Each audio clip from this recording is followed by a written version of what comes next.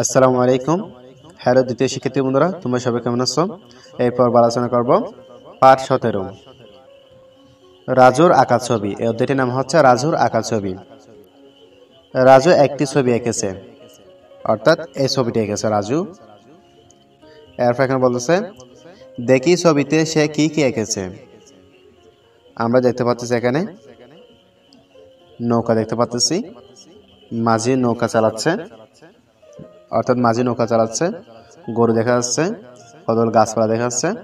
এগুলো সম্পর্কে আমরা জানবো।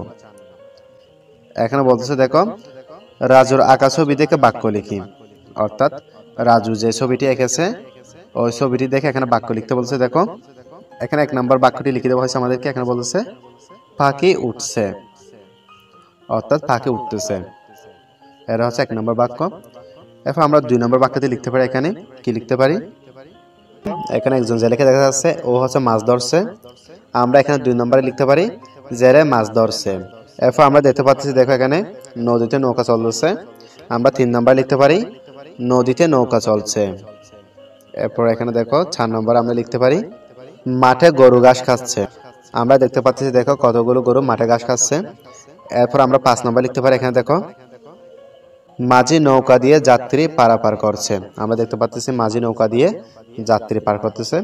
তাহলে শিক্ষার্থী বন্ধুরা তোমরা এগুলো ভালো করে দেখে নিবা।